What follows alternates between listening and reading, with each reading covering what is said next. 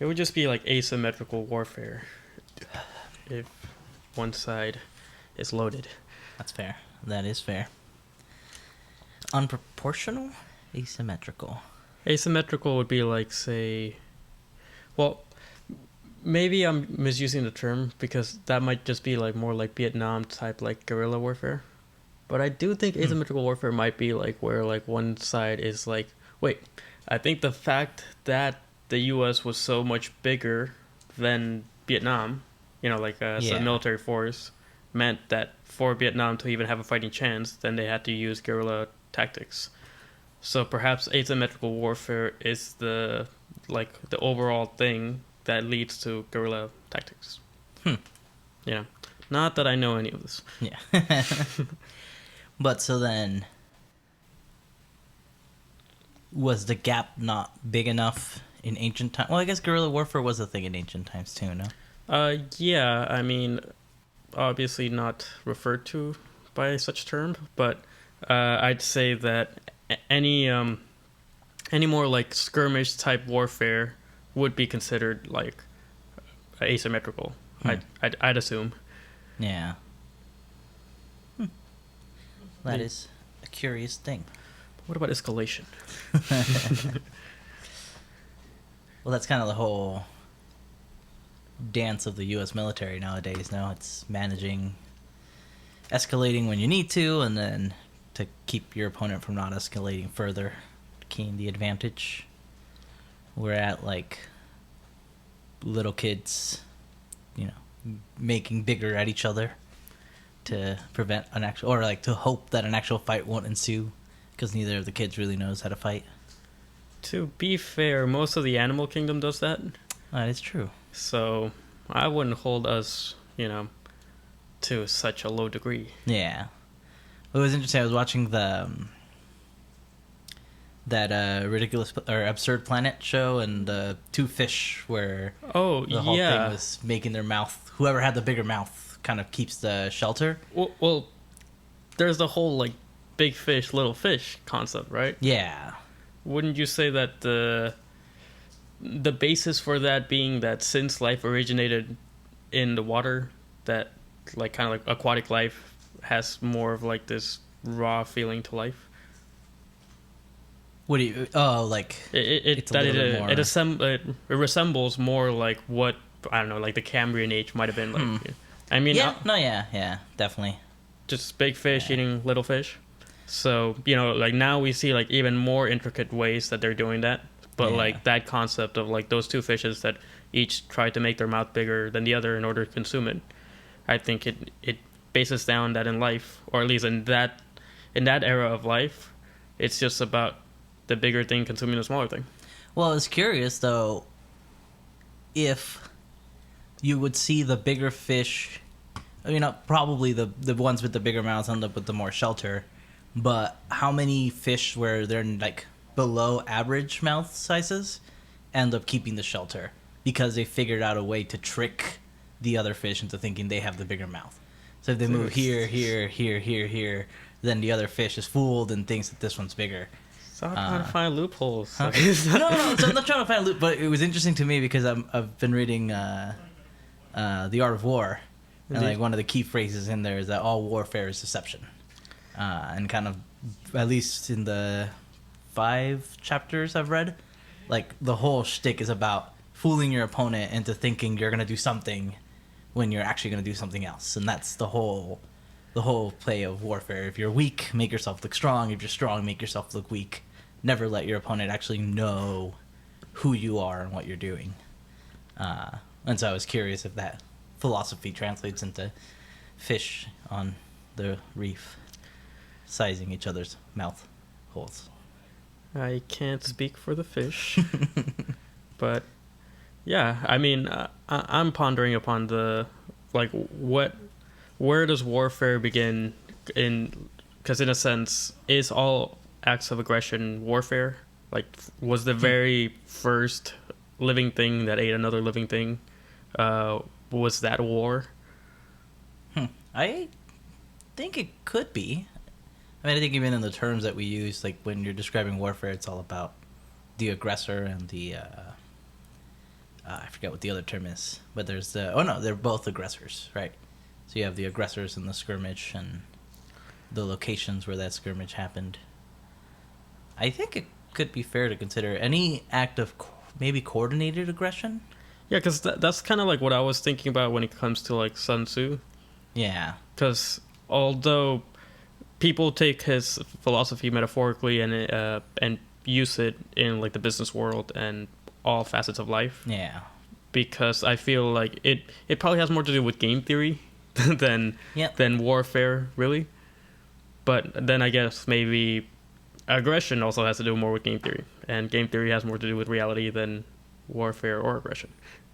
Because something that I'm thinking about is kind of like the aspect of when, like, what is food? Like when like the big fish eats the little fish, or if you want to figure out like some type of loophole so that the little fish eats the big fish. The like what's actually really happening in reality is that one thing is consuming another thing, right? Yeah. Like enveloping something in its mouth will process all the proteins of the other living thing and use those proteins to replenish its body, right? Create energy. Create ATP, So fish have mitochondria, right? Yeah. Yeah, I think all like eukaryotes, prokaryotes, something in the big 3 divisions of life, I think determines. Oh, you know the thing. Yeah, I think like that's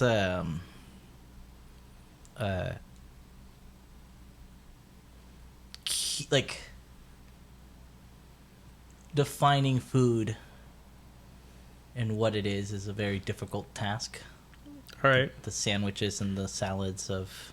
Do you think that like, how like Google buys like smaller, like startups and stuff like that, just integrates them into like a bigger thing? Yeah. Would you consider that food? I think that's how. So food is a resource. Are all resources food, I guess, is the question. Like, is the purpose of all resources to accumulate food or energy, I guess? Well, I mean, I think what I'm eventually going to get to is what are value networks? Value networks. Ooh, that is a good one. So, specifically talking about the value networks and the innovator's dilemma? Well, I'm assuming that it is a grander concept that just applies in general, and the innovator's dilemma like looks at a way in which it like a set of patterns that he's observing within this specific thing. Oh man, a value network kind of really gets at Eckhoff's idea of systems all the way down, systems all the way up. In the visualization, if you see it, you kind of have 4 different layers of squares. This is talking about all of the things that make up the industry that drives the hard disk computer. So within it, you have, I think one of the layers is the architecture, which talks about like the electronics that goes into making all these chips, the things that companies that make just the capacitors, companies that make the breadboards, companies that make the metals that are needed to drive the electricity through them. All of these different kind of components that go into create the hard disk, just the hard drive that's in your computer. Is there any chance that this forms a fractal pattern? I don't know if mathematically. Well, use your gut. But it's definitely there. And so that's kind of one visualization of the value network. He has another one in here, too, that is really, really interesting. Because... I was imagining more circles than the squares. All right. Yeah, all of these things also fit within their own networks of something they're trying to do. So one of Clayton Christensen's big ideas, too, is the concept of work to be done. And the idea is that people don't buy products for the products. They buy products because they have a job they need to do. Indeed. And it's actually jobs to be done, of course.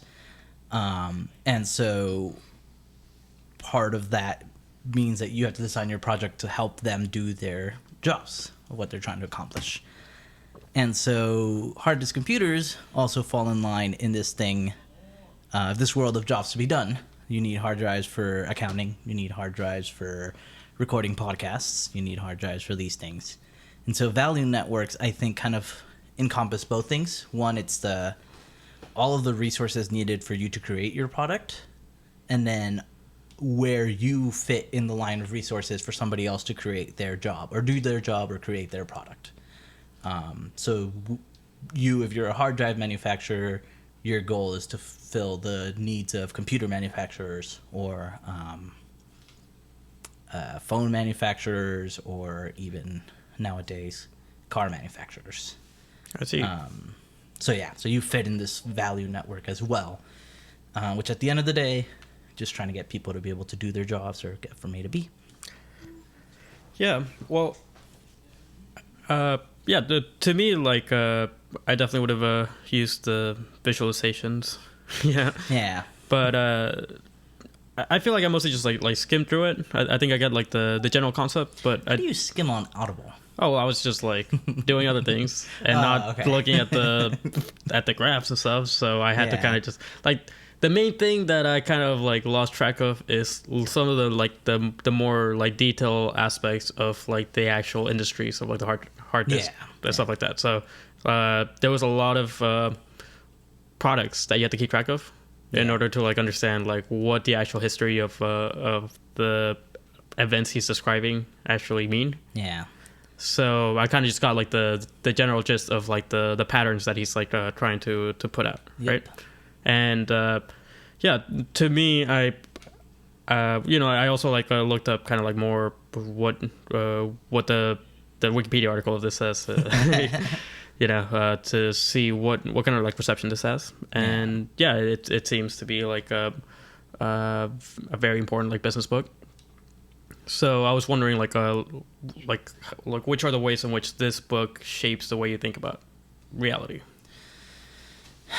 I think definitely one thing is the idea of disrupting technologies, but also disrupting ideas. One of the key kind of buzzwords that was created from this book was the idea that there are products that come in and shake total markets. And I think the concept goes beyond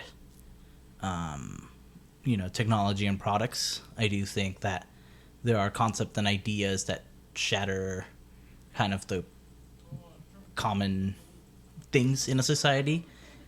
Specifically, we talk like the concept of theological government or monarchy was eventually disrupted by the concept of democracies and individual property, etc., and in that kind of vein of things. And so, to me, this concept of disruptive technologies does expand, or it can be applied and studied across other disciplines, though I think where the most data and viability is in that, specifically in products. I would say that the other concept, I don't know if you've gotten to the end of the book, he starts talking about, because the disruptive technologies aren't the problem. Companies themselves are big enough, have enough resources where they should be able to adopt a digital camera before some lowly guy in his garage. IBM had the massive resources and money necessary to develop the personal computer better than Apple did, but for some reason Apple got it first. And Clayton really tries to understand what that reason is, and what he found was that it's the fact that these companies were making every right choice that ended up being their demise. Because from the viewpoint of the now, these disruptive technologies don't look like anything. If anything, they look like worse versions of the products they're already selling or heading towards. Indeed. And so they miss investing in them, they miss taking part in them, and then at one point, as these other companies are investing in it, as they're forced to, find a market for their products, they end up making them good enough to invade the other product's territory, and then they end up taking over. And so I do think that you probably can trace this back as well to the fall of different empires and different things, where it's these innovations they're missing because they're making the choices that appear right to them. A monarchy isn't going to ever believe that individual property is the best way to go, because it undermines the whole concept of monarchy and of the crown's property.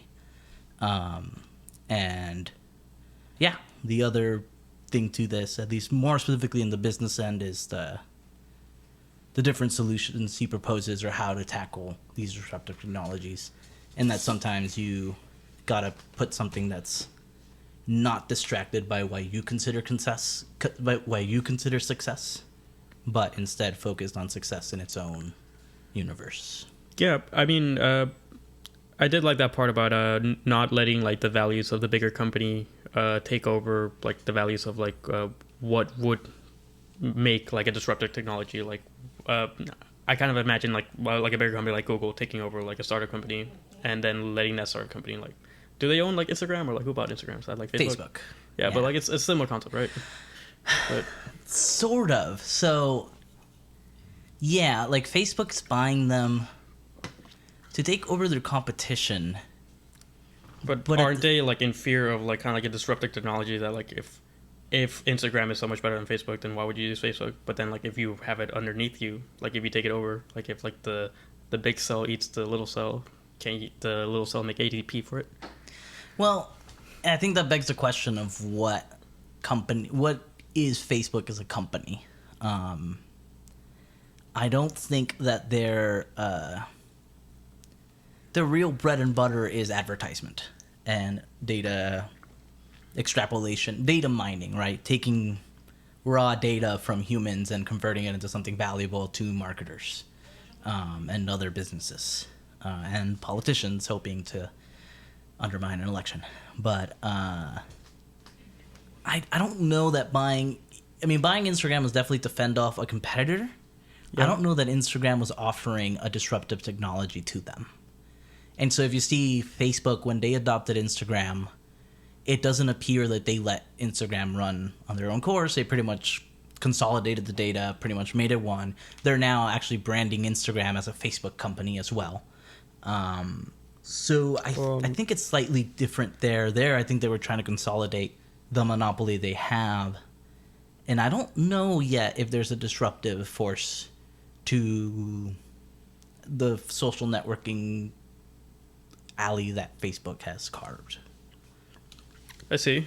Yeah, well, seeing as I just heard the book yesterday, I haven't really like put a lot of thought into like trying to find like examples in real life. So I was trying to like ask you like ways that you saw it like play out in real life. I mean, one of the easiest examples I think is the iPod to the MP3 player, or iPod to the CD. This thing that back then was very costly because hard drives weren't cheap and you couldn't find a really small hard drive. And getting music to your computer was also a bitch.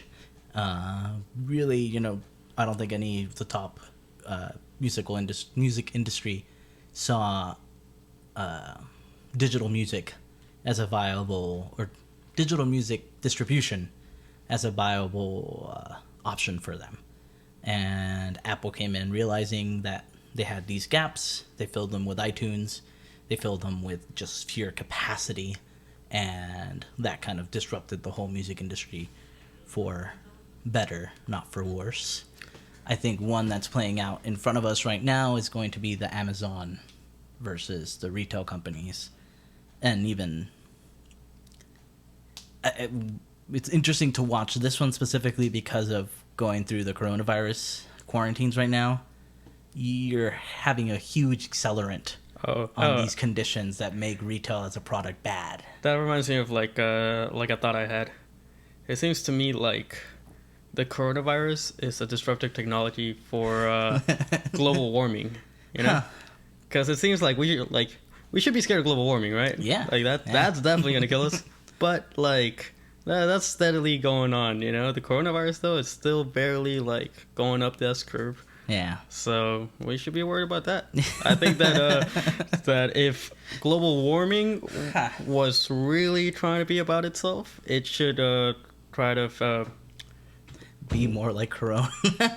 well, it should have a small subdivision of itself that works on some type of project that is like the coronavirus, or not. See, you're doing the same thing with Facebook and Instagram here, because coronavirus is a result of global warming as well, because of our, destruction of animal habitats and our, miscare of animal rights, resulting in all these live animal markets that, is putting a bat pooping onto a bunch of pigs, and then the pigs going to a chef, and then the chef going to a lady in a restaurant, and that lady in the restaurant passing it to her mistress in Chicago. That's a lot of conjecture. Yeah, I think it brings up an interesting question of, is climate change a product? It sells, baby. That is fair. That is fair. I want to buy some bootleg DVDs from Al Gore.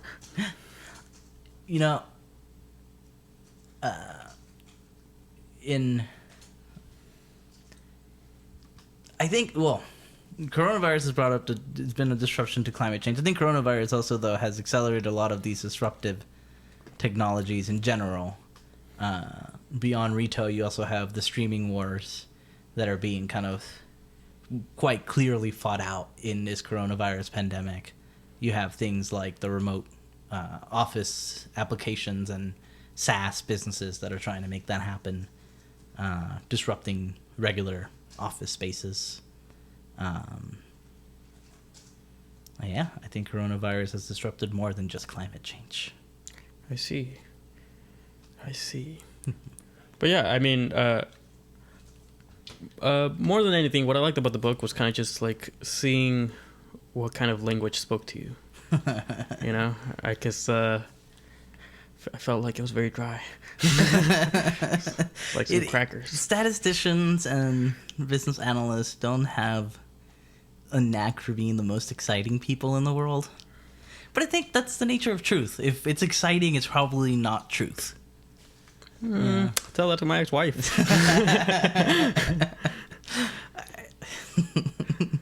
See? Yeah, well... Is that giggle gonna hurt you? That was exciting, and that wasn't true. There's no ex-wife, Yeah, but like, okay, so what if one day there will be? There will be an ex-wife? Yeah, what I'm doing to you is like a Dr. Manhattan. I'm talking to you from the future. That's interesting. Which references we think of as the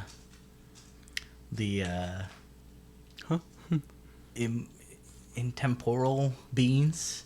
Because you think of Dr. Manhattan, I'm thinking of the girl from Arrival. Lois Lane?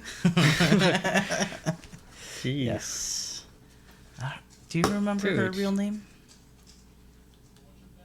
Dr. Foster or something like that. Something like that. Don't matter. Dr. Manhattan's blue, okay? That is true. And they're both fake. That's the thing about it. Like a statistician's model is also fake. It's just not blue.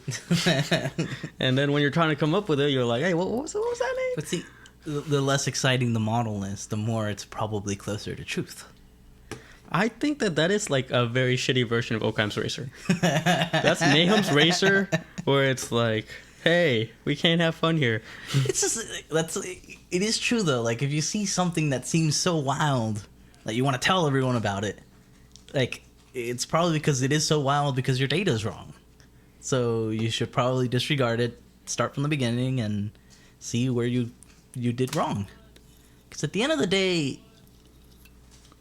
most reality is common sense, but I guess there's no such thing as there's no such thing as common sense, because your common sense is based around like a bunch of random shit that your parents told you, a bunch of random shit that your general college, like the people that you surround yourself with while you're growing up, your community. That's what you believe. That's the common sense, right? I think that's also one of the pieces of society that's subject to disruptive innovation. The family unit and the community unit. I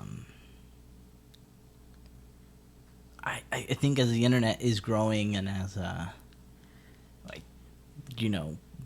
conceptions of what prehistoric people were doing and other historic peoples were doing, we're gonna start to see that family unit start losing its umph, I guess. But I mean, I'm not sure what to believe about that, because I'm not sure what to do about children. I don't personally want to have them, but I also don't think that it should be like a laughing matter, like what we do when it comes to like basically the people that will be the people that live in this world, right? yeah. So from what I got from psychology, 101 and any other random thing that I've seen, is that childhood seems pretty important. You remove like a baby chimpanzee from its mother, it'll basically have like PTSD. I don't disagree, but also it's if you remove the baby chimpanzee and the mother, it's still gonna have issues, right? From its chimpanzees live in a community, right? Yeah, bro. Yeah. Like, to me, it seems that like orphans, well, they grow up with issues, not always. Can't just face everything around Batman. Are you telling me that not all orphans end up putting on a mask and fighting crime? No, some of them are like Lex Luthor. They don't put on a mask, and they hire other people to do the crime. That was an interesting parody that I didn't know about Lex Luthor, that both... You mean parallel? Parallel, yeah. Both him, Batman, and to a certain extent Superman are orphans. I guess Superman's a foster. Yeah, but I mean, like, you would say that Batman got raised by Alfred, and Lex Luthor probably got raised by nobody. I don't know. Probably nobody. It seems like that kid needed socialization. That's what happens when they live in your utopia. Wait, I mean, I'm not sure about this, but didn't Plato's Republic talk about like separating people, like and from birth, and like putting people like philosophers in a certain place in reality and like society so that they get to lead? I mean, Plato's, it's always a metaphor, but yes, he specifically talks about just that. Like how Donald Trump's joke was just, I mean, what he said to inject Sarcasm. it was sarcasm, right? It's just a metaphor, guys. Didn't really mean it, all that bullshit. Hey, in that same group where you separate the kids from the family, the women have as much rights as men, but he separates society into three different The right to a classes, shitty life, I guess, but they are all representations of kind of what he considers to be consciousness. But yes, in the soldier warrior class, which is supposed to represent like the courage virtue, they're supposed to be all equal, and all the children are supposed to be raised by the community so that they can all be grown as equals as well, rather than by this one specific family unit. So that was the concept there. right? I mean, like, that kind of happened in Sparta. I feel like I'm pretty sure there's something about like a lot of like Athenians kind of like secretly thinking that Sparta was pretty cool. But would you have preferred to grow up in Sparta or Athens? I prefer growing up right now when like during coronavirus. Yeah, bro, coronavirus. Like, I mean, like I'm at the right age demographic to make it to the other side. It's fair. So yeah, I mean, like, I don't want to jinx it, but it doesn't seem like... Dude, there's no wood here. I know. We killed all the trees. Oh, man. That's not good. Nah, yeah. But nature's taking over. Once we deforest the world, how are we going to protect ourselves from our callous comments about our fates? I think we're just fucked, no? Are you saying that, like, we won't even be able to ask if a tree falls in the forest and there's no one around to hear it? Well, there won't be a tree to fall. if all the forests in the world are gone, does that concept make any sense? Yeah. Huh. Well, it's like what's that Pixar movie? Is it Pixar? Where they grow up in a world that has no like tree. Oh, the Lorax. The Lorax. Bro. No, I mean like that's Dr. Seuss. Sorry. It's not the top of culture. I'd say that it's like pretty. It's pretty old. Yeah, But it's mid tier. yeah, you know, like they still grew up with the concept of a tree. Kind of. To a certain extent, there's a lot of concepts we still use that don't exist anymore. Floppy drive, I think, being a prime example. Yeah. See, I mean, the one thing I do worry about, like this book, and kind of like basing all of reality around like this one thing, you know, like just off one system, I'd say it's kind of like within like the basic premise of the book, right? Like where he states that, well, if you want to study evolution, you shouldn't study humans. You should study like earthworms, Yeah. right? Where like, you know, you can cut them and you know, and like study them and shit like that, and they'll breed again. And you'll have some new ones in like a week, right? I think, just to clarify, I think it was more just biology in general. I'm pretty sure he uses the word evolution, but perhaps he did mean it more like in a biology sense, and I'd had to like go back to read that sentence. But I mean like the general like thing like stands, right?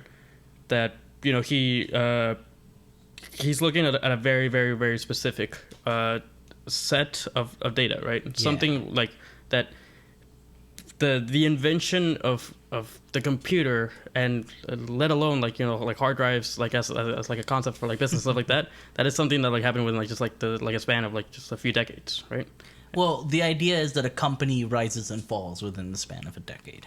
So hard drives are still going on till today, but the companies that have owned the hard drive market have collapsed within, in some cases, 2 to 3 years, from being like some of the top Fortune 500 companies. And to him, it's that fact that so many have fallen in such a quick amount of time that made them the best kind of place to start his study, because there's a lot of data and examples. Yeah, to pick from. but to me, like the aspect that like that this is one of like the 6 like most important business books of the world means that probably by now every CEO of every company has read this book. Yes. So moving forward, the market knows that this is the way the market behaves, you know? So it kind of seems to me like one of those like time travel paradoxes where like if you knew you were going to go back into the past, why'd you do everything the same way, you know? See, like they do. They definitely do.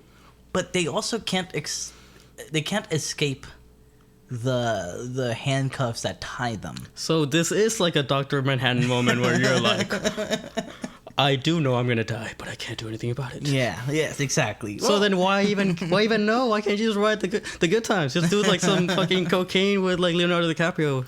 Well, that's the question too we're seeing right now. Like now, having all this knowledge, can these companies adapt? And like one of the big fish I'm seeing to kind of see how possible it is the Disney versus Netflix of right now, because Disney now has Hulu in their arsenal to try to fight against Netflix. But if the Innovator's Dilemma holds true, they won't be able to unless they make, you know, very consequential decisions about how they're going to run Hulu. And those decisions go against the very kind of core of their nature, that and Disney Plus as well. And so it'll be interesting to watch if they can, you know, go against that nature. The other part that kind of defeats it now is that investors have also read The Innovator's Dilemma. And oh wow. And so they're willing to pour a lot of money to companies that are no longer expected to grow a profit. Yeah, Because of some blind belief that they're going to disrupt the industry and eventually make a profit. Yeah, which is something that like I feel like I experienced, and I wasn't sure what to make of it, you know, because I was like, well, I'm assuming that these people with money are smart. But at the end of the day, like, you know, like seeing something from the inside and being like, well, none of this is making money, and it's not going to make money for like a long time. So everything that we're doing is basically kind of like useless until we come up with like a good idea. So all we're doing is just kind of like keeping things alive. Yeah. Well, the theory is that they will make money, so all of this money we're pouring into them is just like, we're not actually pouring more money into them, we're paying for what it's worth. Yeah. Is the philosophy, be it wrong or not. I'm not foolish enough to make predictions about the stock market, but it is an interesting also conundrum we're at, because these big companies who are being disrupted still need to generate a profit because their investors still expect it from them. They're not this hip new disruptive technology, so they're still kind of, at the very least, pushed now into making the choices that are kind of the reason the innovator's dilemma was written in the first place. So yeah, you can know the system. That doesn't mean you can change it, knowing the system. And that's But what about kind of like the concept of like Keynesian economics, right? Where like knowing that there will be like economic downturns, you try to save up for the hard times, right? I'm not too familiar with it, but that makes sense. Yeah, right. It's kind of like more like, you know, like we'll say like what Bill Clinton or Obama would do. Yeah. Right. Not what Donald Trump would do. So basically, like all the things that Donald Trump did to boost the economy during the good times, a Keynesian economist would have done that during the bad times. You know? Yeah. Okay. Because now, like, it's kind of like if you only had like 2 days worth of food, and you have like 4 days left to survive. You know, you could either eat all the packets in the first day, or you can spread them out, or you can save them till the last day. You know, like it's about like what you do with it. Yeah. And I don't know what's the best idea. I'm just living in the world. Well, at least in that metaphor, I would have a problem with the idea that there's only the X amount of packages in the supply. This part of the philosophy of our modern capitalist system is that the supply of food is always going to keep increasing. Well, not during COVID. Not during COVID. So, like, coronavirus is the most disruptive technology of our time. Is it not?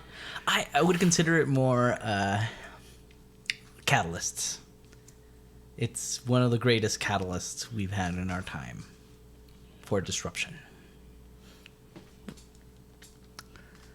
Okay. Even for the actions towards protecting from climate change.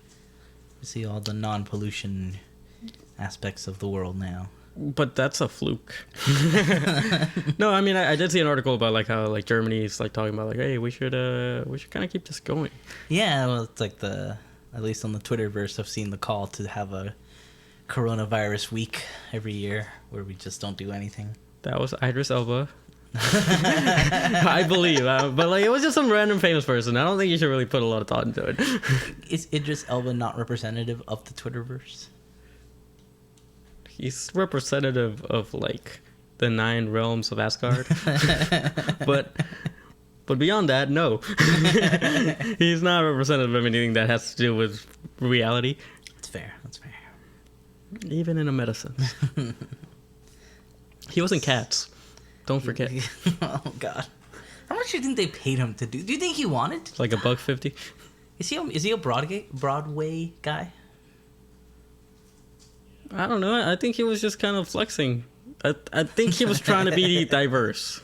That's you know? fair. But I mean, if you're Idris Elba, why do you need to prove you're diverse?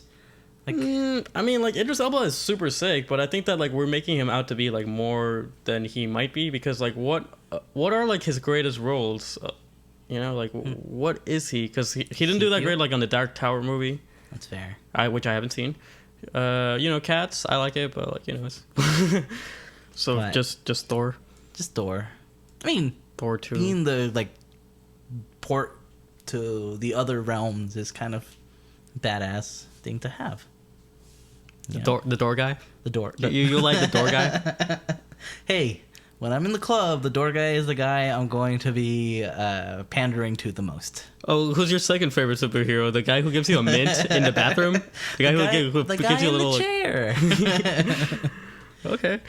I guess the guy in the chair is the equivalent of the guy in the bathroom. Because he'll just like, oh, you need this? Boop, there you go. Yeah, exactly. Oh, you mean you could have looked this up on Google as well? But no, here, like, let me pass you the fucking, like, the paper towels so you can dry your hands. I'm now just realizing that Jarvis is Iron Man's guy in a chair. Yeah, because, okay, so here's the rub, right? In the comics, Jarvis was literally a butler, right? So, like, in order to differentiate him from Batman, they made Jarvis into an AI. That's pretty badass. Okay, so I'm trying to kind of like encompass like more like DC and Marvel have like this disruptive relationship, right? Where like I feel like DC has like the longer running characters that have like more like the initial like idea, and then Marvel is able to repackage that but add like the last thing that makes it marketable, right? The aspect that's more like the Apple aspect of like the little clickiness to it. So makes sense. So I feel like in many ways like DC is able to kind of like survive just off like Superman and Batman, and mostly just Batman. But as a universe, like Marvel was able to figure out the how to be a universe before DC. Like within the comic books, like it had more of like a shared universe built into it, like already from like the 50s and 60s. Yeah. Meanwhile, DC like took like a long time for like the stories to actually like make sense within each other, other than like, you know, Batman and Superman playing baseball together and stuff like that. Mm-hmm. So I don't know. I'm still trying to like wrap my head around to see if I can like put this point of view into like into like a more like broader sense, because it should reveal some type of aspect about like reality that is deeper than this observation. Like the Innovator's Dilemma, I feel like it has to describe something about to me, I felt like the value market ideals that he was talking about might be like the connection to reality that actually exists. Yeah. While like the Innovator's Dilemma and everything else is more kind of like the how you experience it, if you are a firm and if you are within it or you're outside of it, if you're a would-be disruptor or if you are a disruptor. Yeah. So all those things like only really apply within that set of scenarios. Yes, and like one of the hard parts with the Innovator's Dilemma is that it's a hammer. So you start to consider everything as a disruptor problem, right? Or you try to put everything in terms of a disruptor problem because the concept kind of makes a lot of sense and different things you're doing, but it could not be the best description of perhaps the system you're experiencing. But I think that's fair in the sense of like, well, we got to ask what DC superheroes are as a product, right? So where do they fit in this value network of entertainment, and how did Marvel subvert that? And I think kind of part of where you were going was the Marvel wasn't so much as individual heroes as it was this collection of universes and heroes. Well, I think it's the main aspect of Marvel that differentiates it from DC would be that it's more grounded in real life. So like let's say like DC, like Batman lives in Gotham, like Superman lives in Metropolis. In Marvel, they're all like in New York. Yeah. You know, like it's literally New York. Like you can literally find where Doctor Strange lives in the map. He obviously doesn't live there, but like it's a real address, you know. So I do have to point out one of my favorite cinema sins is where he comments the part in Doctor Strange where he's driving down the mountain that is totally Malibu. And Oh, that's it's like, supposed to be like so where the fuck did you find this mountain in New York? Like, right. Well, dude, he's a rich doctor. He can be anywhere. Sure. But But like he might travel. He might be like cross country or some shit. well, yeah. But yeah. So you were saying, Yeah. So one of the things that I feel like keeps DC away from that is that people do not like their characters being like too flexible, right? Like there's only so much like change to like Superman that you'll accept before you start kind of like being like, that's not Superman. Like, but then like people also say like, oh, but like Superman's like boring, right? Yeah. But like if you give a mullet, then he's lame. So like like it's so hard to do anything with that, right? the best answer is to put him in Soviet Russia. And Yeah. Well, start from there. the main aspect is that Iron Man also had a mullet. And nobody cared because Iron Man was a real person and real people make mistakes.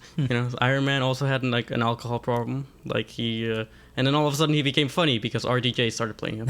So like the aspect is that it was malleable. It was able to like to. Okay, I'm trying to. I mean, the thing is like I would require to like be able to like think about this like for way longer to put it into like the type of vocabulary for like the Innovator's Dilemma. Yeah. Right. Yeah.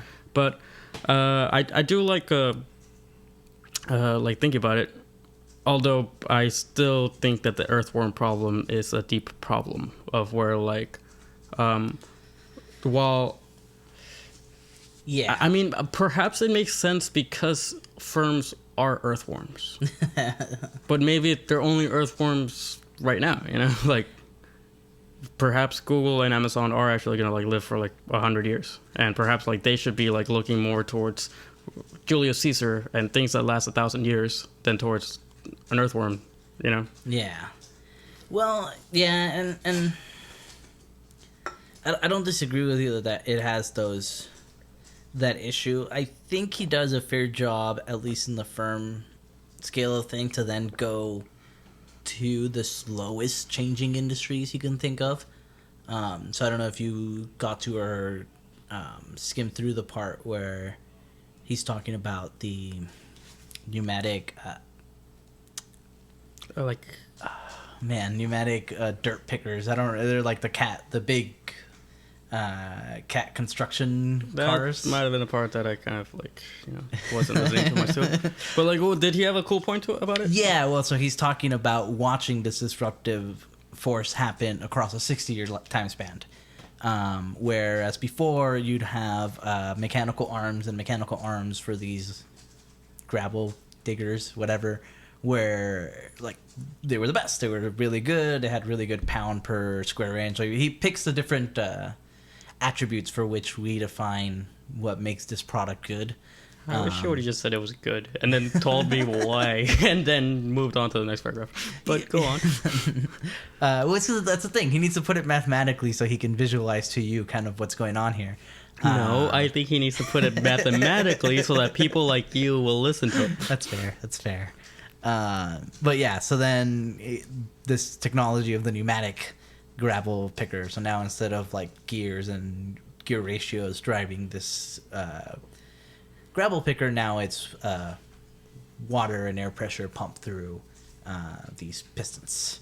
And as like if you think about it, like with a mechanical mechanism, you have a lot more control over the direction, over how big you make it. If you want to make a pneumatic system stronger, you got to get really big pistons so that you can add a lot of water and pressure. You get very limited mobility because you only have up and then down. So there's a lot of drawbacks to it. But as these other companies kept investing into different things and making their product better, eventually, and it took 60 years, they were able to break through the market and destroy the mechanical mechanisms for these gravel pickers.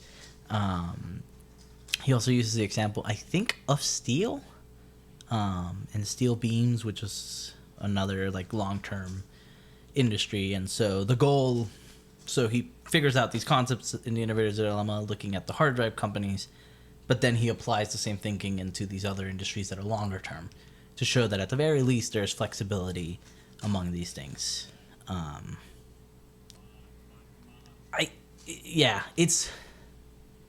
definitely not definitive proof, and there are definitely people who disagree with that idea. I remember reading one article about how, like, we didn't see, or questioning, well, I guess the article wasn't so much questioning the disruptors, the innovator's dilemma, as much as it was questioning the product life cycle term. The S curve? Not the S curve, it's like a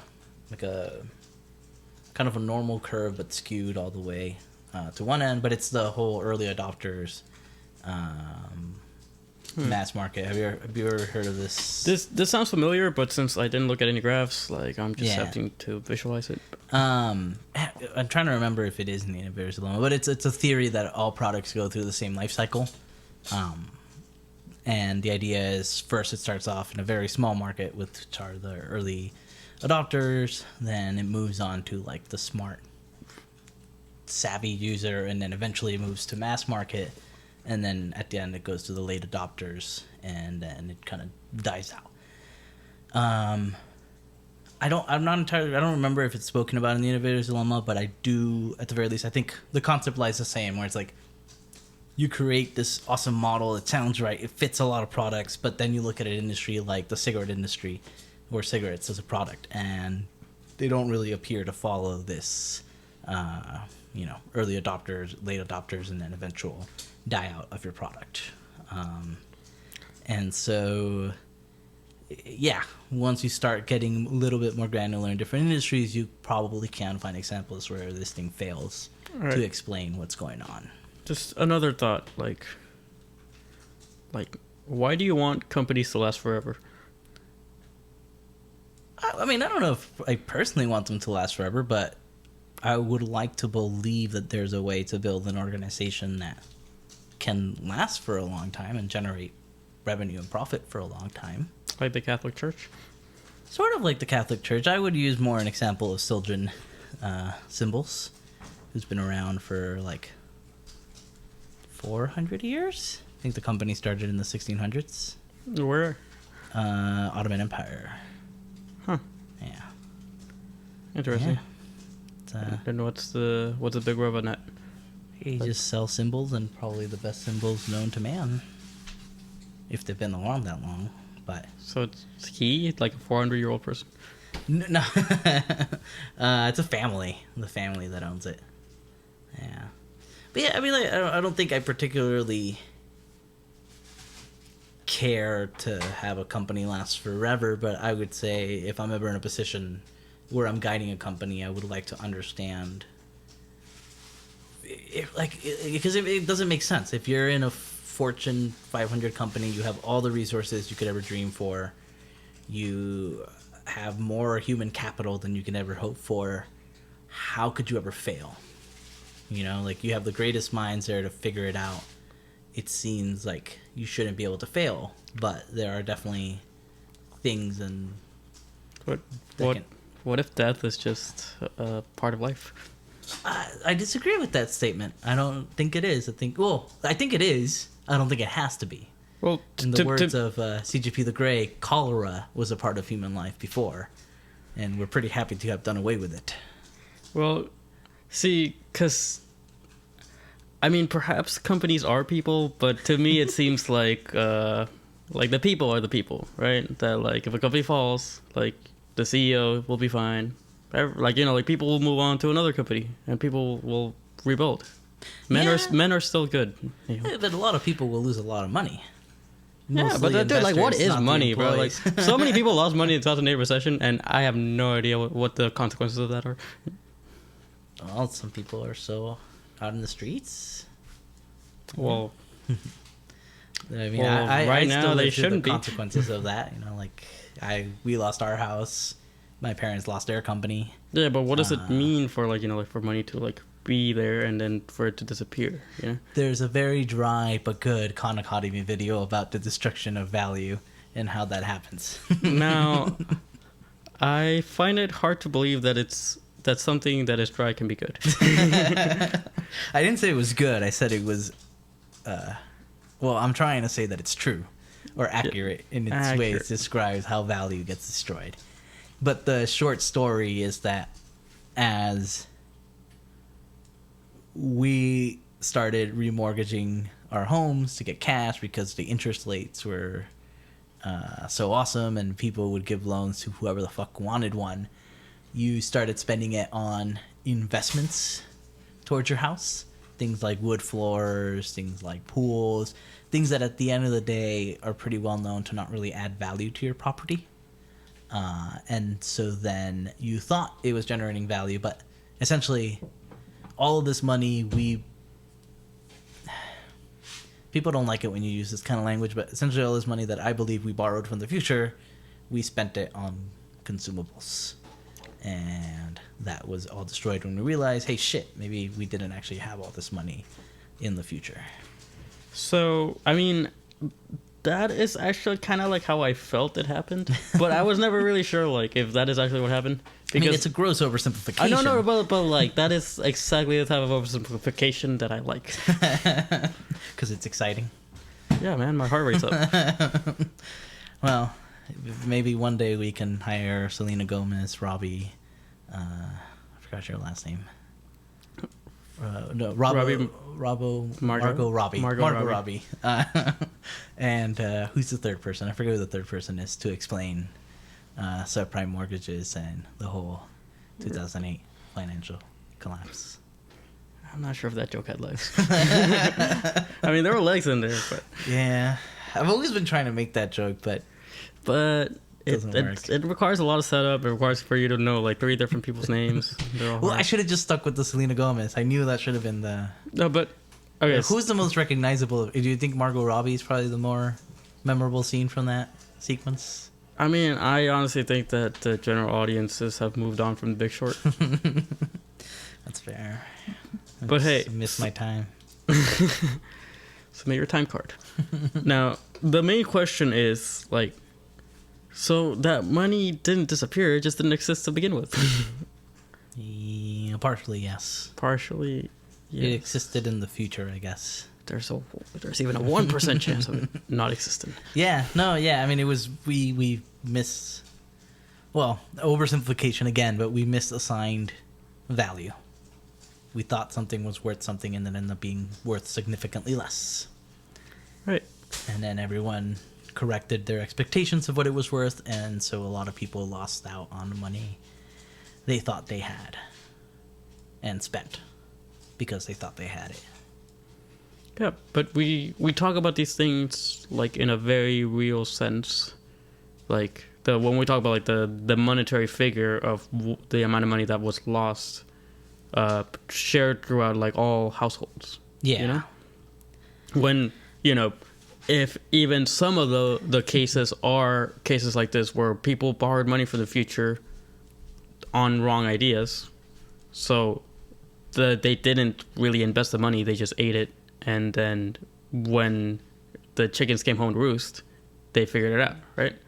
Yes, but then you were also like, the real consequences of it was that you were left with a mortgage that you were never going to be able to pay.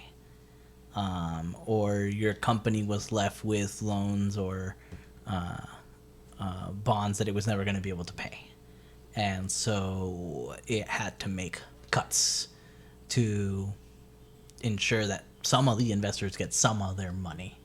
And then you have, essentially the mass unemployment we saw and the mass foreclosures and people losing their houses that we saw. And so there were, perceivable effects, even though what the cause of it was a miscalculation. Yeah, I mean... Seems weird. I mean, it seems weird, but also because it's something that we experience, now it seems like common sense. Yeah. Well, yeah, it's kind of like how, like in hindsight, like the innovator's dilemma is like pretty plain as day, But I would say that like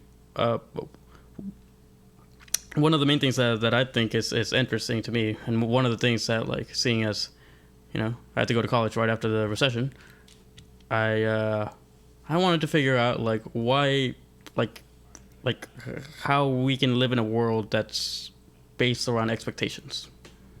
Like speculation, basically, where everything we're living in is built upon like this house of cards, where you're making decisions that perhaps might be good, kind of like on like like the innovator's dilemma, like the incumbent firm can make decisions that are good, textbook good, Yeah.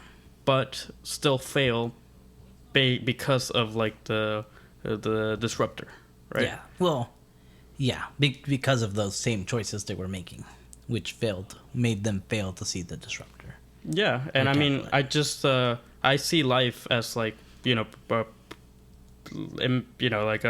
for so many people like that lost their jobs because of the coronavirus. Yeah. The months prior to that, perhaps they were making decisions that were textbook good, that were going to lead to them having like a permanent position in their company, and for them to like grow in their company and or like succeed and thrive and move on, right? Yeah.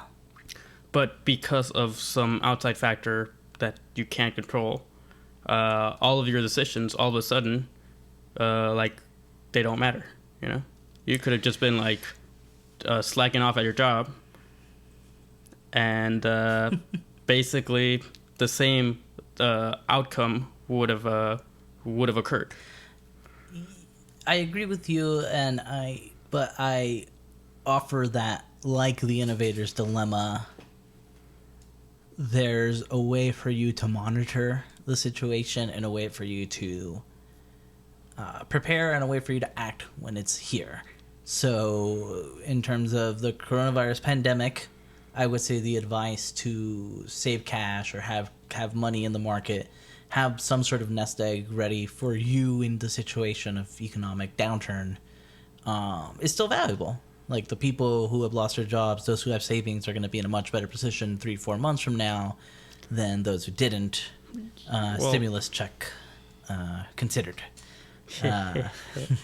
Well, I mean, I'm just a little wary, seeing as how part of the reason why we had like the 2008 recession was because people weren't living within their means, right? Yeah. So the main aspect that I feel would be that like people aren't ready for something like this, that they do not have savings, and that's basically what's going to cause a recession, right?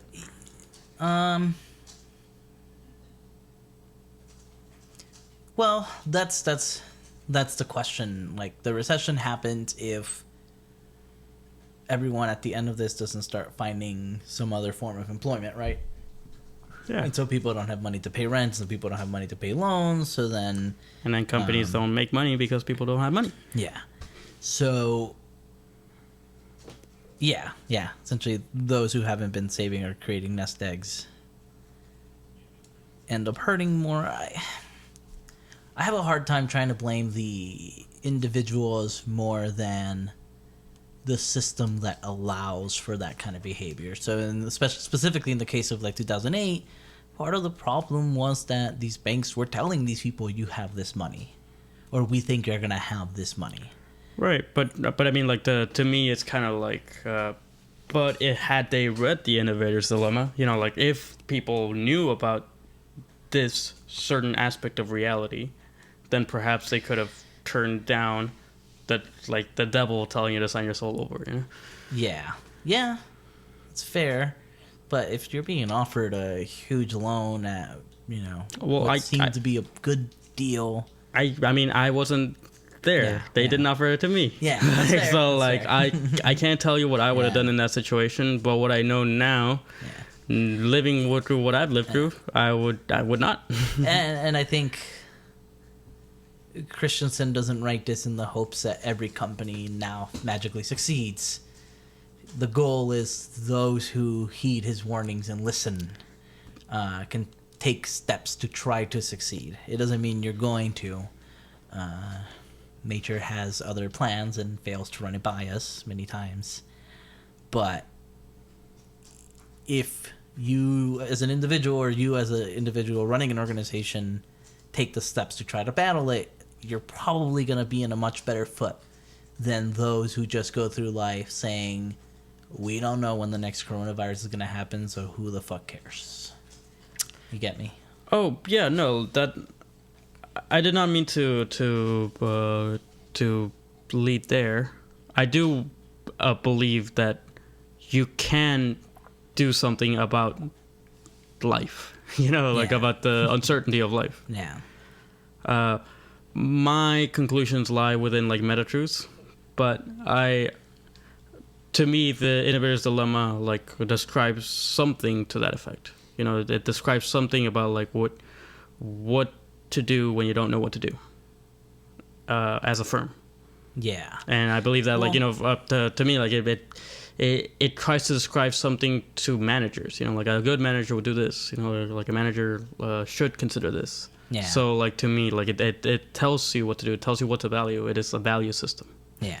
And it is coded in a narrative. Yeah. So, like it is in essence like a meta truth. Because, like you said, like it's not gonna function 100% of the time for every company. But like you said, like oil companies now get like oil from 60% of the wells they dig.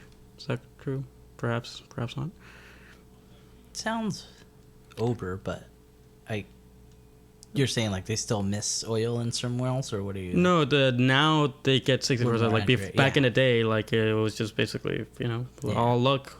People would have like little like sticks, like magnetic sticks and shit like that. Yeah. Now it's like there's a bunch of data, and they get it more than half the time they dig through the earth and they strike oil, right? Yeah. Now I'd have to like read through that again. I think what he was talking about when he was talking about that is when like investors hedge their bets, right? That like if you're aware of these types of things, then you'll be able to like hedge your bets so that you'll make a profit for more often than not. Yeah. And that's kind of like the concept of hedging your bets all the time, right? Yeah. so to me, dealing with probability, dealing with uncertainty, is where meta truths lie. Where knowing what to do when you don't know what to do, it's you follow like patterns that seem like a good idea, right? Now, I really like the aspect that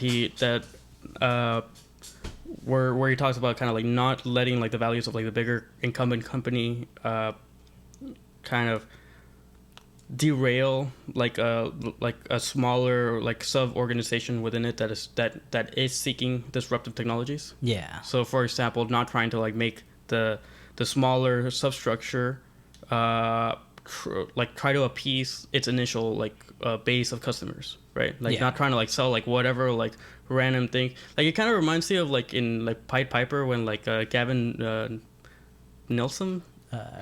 Belson. Gavin Belson? Yeah, I think so. Sounds like Gavin Newsom. Wow.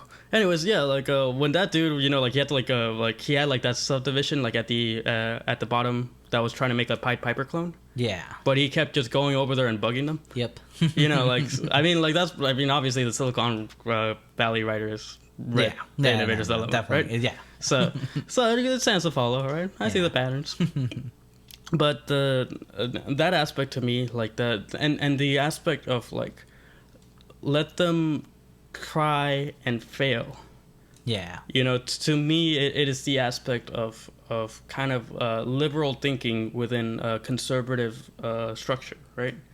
That you, because to me it seems like what the innovator's dilemma is trying to do is it's trying to have its cake and eat it too, right? It's trying to have an incumbent firm that is able to take advantage of a disruptive technology so that the incumbent company doesn't fail.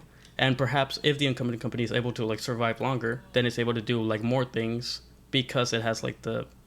Well, I mean, maybe I'm reading more into that, but yeah. I'm trying to get to like a mitochondria analogy, like a big cell, little cell type of situation. Yeah. And the aspect of kind of like trial and error and kind of having like this separation. I feel like it's kind of like a Disney Pixar type of thing, like where like the values of like, I feel like, Pixar wouldn't remake Toy Story. They'll make Toy Story 4. And then they'll make Onward. Yeah, I mean, and I think like in the dryness nature of it all, I do need to point out there's 4 different quadrants of the strategies you can take to battle I disruptive did not technologies. see that graph. Yeah. No, I know. When he Well, was talking does about the describe northeast it, yeah. quadrant, I thought he was talking about a metaphor.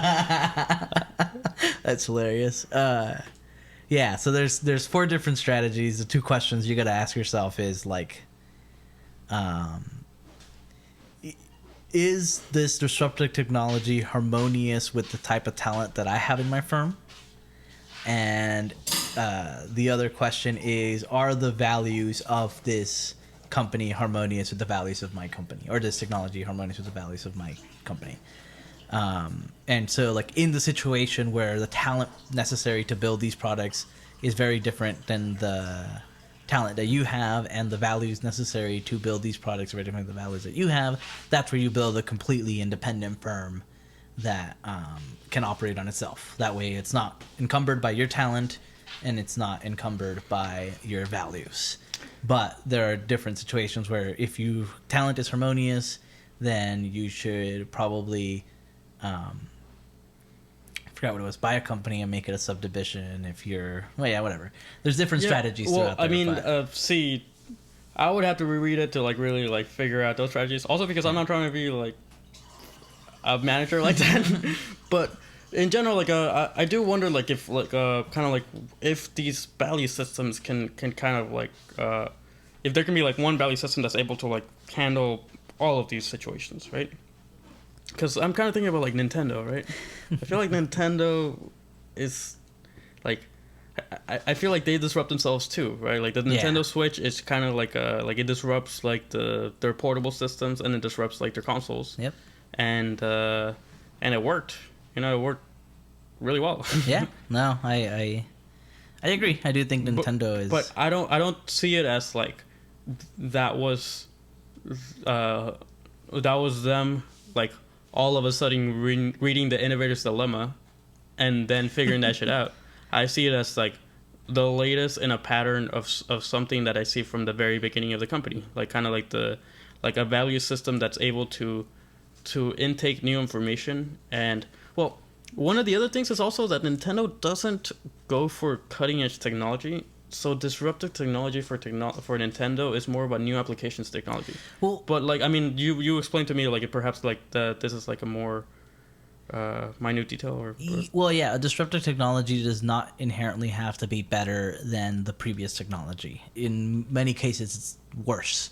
Right. So you're saying just like the first Game Boy as a disruptive technology towards any like arcade or like correct. Yeah. And even though it's like a calculator, yeah, but like you can play Pokemon on it. Yeah, and you can play on the go, which ended up becoming a better feature for society. I would say one area, except for right now when you can't go on the go. One area where I do think the Switch or Nintendo itself, and it's too early to say, but might be missing the mark, is in mobile gaming. I know that they're trying with their Nintendo and their mobile, specifically talking about mobile phones, but I know they released a Mario game and a Pokemon game. Yeah, but they released Pokemon Go. No, they released multiple games, yeah. and some of them are good. So, yeah. But I don't know where their market share lies in terms of. Well, the main aspect is that I feel like they know that mobile gaming is a disruptive technology towards console gaming. They do. So I think that they're trying to disrupt the disruptor. But see, it just hasn't happened yet. That's the like one big area where they're gonna have to fight a lot is in the fact that, from what I see in the mobile gaming market, characters don't matter for shit. So like the games that kind of port Legend of Zelda into it without pretty much any character to it, it's just the game. Yes, end up succeeding a lot. And that's going to be something to struggle for Nintendo because they're so dependent on these characters that flow through us in our hearts, and that's why we keep wanting to. That's one of the reasons we keep wanting to buy those games. Right? But I mean, they do actually have unique gameplay experiences. Yeah. So like, but like you see how like there's values in this new industry that might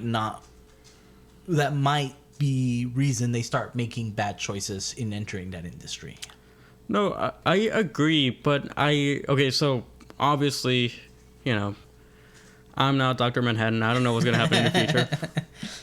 But where I'm like putting my bets are that Nintendo's core philosophy is to disrupt the disruptors, to get ahead of the curve, even if they have to make decisions that seem bad at the time. Yeah. And I think that like other companies will fight for the margin, like more, and they'll be able to keep it going, because companies, I feel like, are so connected, right? Like the way that like Sony makes like PS3s, but it also makes other shit. Yeah. Or like Microsoft sells PCs, but they also make Xbox. But like Nintendo just makes Nintendo, right? Yeah. So to me, I feel like they've been able to succeed where like Sega has not, where like anybody else I can think of, like not Namco or whatever, like anybody that like might have had like their own like console, but now they don't. Like Nintendo's still able to keep it going, and the only way that I could see it like falling away would be if its values change, and that could happen if like if every single person within the company like dies. But I think that just like the ship of Theseus, like they're very selective about like who they let in, seeing as they didn't want to hire you. So and they didn't for even good reason. Have you ever gone to or told you about going to the job ads for Nintendo for the developers? No, but I mean that sounds just like you go to the job page, you look for the developers, and at the very least, when I was looking for developer jobs, the first thing that pops up is it tells you, "Hey, we're definitely not going to hire you, but here's a bunch of other great companies that might hire you." They don't even give you any positions or anything available for you to apply for. Yeah. Yeah. Misdirect. Yeah. But I don't disagree with you, and I think it seems impossible to imagine a world without Nintendo. Yeah, but I mean, obviously it's possible. And in the 1960s, that's the same thing people said about IBM. Yeah, 60s, but 70s, maybe But the 80s. thing is, IBM doesn't make things that are cool, okay? This is one thing that I don't think that your books will really cover, which is coolness. You're right. You're definitely right in the question of how does this play out in an industry that's more artistic or creative. I don't think that was properly evidenced for in the books. I do think, though, that to a certain extent, these companies are inherently also technology companies. And so I do think they're more aligned to it than we want to believe as well. But only time can tell. I mean, only time can tell, but I mean, I would say that DC Comics eventually got bought out by like a bunch of random companies, and then now it's owned by Warner Brothers. Marvel is owned by Disney. But at the end of the day, everything's owned by somebody else. Yeah. And Satan owns the world. So, we're all I've been so lost, I cannot remember my name. Oh, I've been searching for my heavenly escape. I've been finding out how far the road will stretch ahead. They don't care what it's worth, 'cause it's not worth much to them. You're not even here.